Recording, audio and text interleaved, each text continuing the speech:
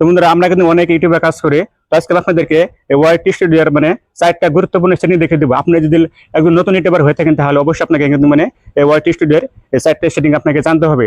আপনি যদি প্রতিদিন আপনার চ্যানেলের সাবস্ক্রাইব বাড়াতে চান বা আপনার ভিডিও যদি ভিউজ বাড়াতে চান বা আপনার চ্যানেলটাকে আপনি যদি গ্রো করতে চান তাহলে অবশ্যই আপনাকে কিন্তু মানে এই ওয়াইটি স্টুডিওর এই 4টা সেটিং আপনাকে করে নিতে হবে।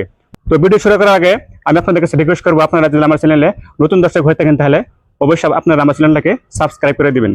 তো চলুন এবার আমরা মূল ভিডিওতে চলে আসি। শুরুতে আপনারা কি করবেন, ওয়াইটি স্টুডিও ওপেন করবেন। ওপেন করার পরে এখানে উপরে লোগো দেখতে পাবেন, তো লোগোতে ক্লিক করবেন। তো লোগোতে ক্লিক করার পরে এখানে সাইডে পেন্সিলের মতন একটা আইকন আছে, তো এখানে ক্লিক করবেন। ওখানে ক্লিক করার পরে এখানে দেখতে পাবেন যে হোম ট্যাব, তো এই হোম ট্যাব এখানে ক্লিক করবেন। ওখানে ক্লিক করার পরে আমার এখানে কিন্তু মানে দুইটা অপশন আছে, যে হোম ট্যাব। তো আপনাদের ওখানে কিন্তু মানে এটা কিন্তু মানে অফ করা থাকবে, আমার এখানে এটাকে অন করা আছে। আমি যেহেতু আমি আগে থেকে অন করে রেখেছিলাম। দেখুন এখানে হোম ট্যাব, এখানে বলা হচ্ছে যে show your channel home tab to hike and show contact for your audience. আপনারা যদি মানে এটাকে যদি অন করেন তাহলে কি হবে, আপনার ভিডিওগুলো মানে কি, ধরুন আপনি একটা ভিডিও 6 মাস আগে বা 4 মাস আগে বা 3 মাস আগে আপনি একটা ভিডিও আপলোড করেছেন, তো সেই ভিডিওটার ভিউজ কিন্তু মানে কয়েকদিন আসে, তারপরে কিন্তু মানে ভিউজ আসা বন্ধ হয়ে যায়।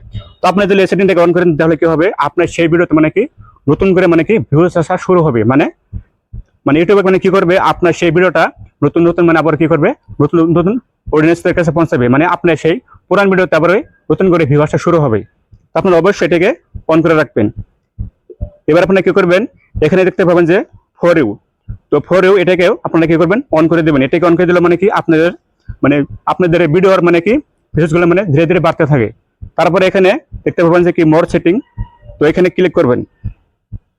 ওখানে ক্লিক করার পরে এখানে কিন্তু মানে বহুতগুলো অপশন দেখতে পাবেন। তো এগুলো হলো মেন সেটিং। এখানে দেখতে পাবেন যে ভিডিও শর্ট, তারপর লাইভ স্ট্রিম। দেখুন ভিডিও, এই ভিডিও এখানে আমার এখানে কিন্তু অন করা আছে, মানে আপনাদের ওখানে মানে কি অফ থাকবে, এটা কিন্তু অফ করা থাকবে। আপনারা কি করবেন, এখান থেকে এরকম করে অন করে দিবেন। তো ভিডিও শর্ট, যদি আপনি যদি ধরেন যে আপনি যদি লং ভিডিও আপলোড করেন তাহলে আপনি এখান থেকে এই ভিডিও এটাকে অন করে দিবেন। আর যদি আপনি শর্ট ভিডিও আপলোড করেন তাহলে আপনি এখান থেকে এই শর্ট এটা অফ করা থাকবে, আপনারা কি করবেন, এখান থেকে এটাকে অন করে দিবেন। ঠিক আছে। আর আপনারা বলতে পারেন যে ভাই আমি তো লং ভিডিও বা শর্ট ভিডিও দুটো আপলোড করি, তাহলে আমি কি করবো। তো আপনি যদি শর্ট ভিডিও বা লং ভিডিও দুটো যদি আপনি আপলোড করেন তাহলে কি করবেন, এখান থেকে এই ভিডিও এটাকে অন করে দেবেন, এই শর্ট ভিডিও এটাকেও অন করে দিবেন, মানে দুটাই অন করে দিবেন। দেওয়ার পরে এবার আপনি কি করবেন, লাইভ স্ট্রিম এটা করার জরুরত নাই। আপনি যখন মানে ইউটিউবে যখন লাইভ করবেন তখন আপনার ডেকে মানে কি অন করে দিবেন। তো যারা যারা নতুন নতুন ইউটিউবার তাদের মানে এটাই মানে কি করবেন, এটাকে অন করার মানে জরুরত নাই, আপনি অন থাকলে মানে কোনো সমস্যা নাই। ঠিক আছে।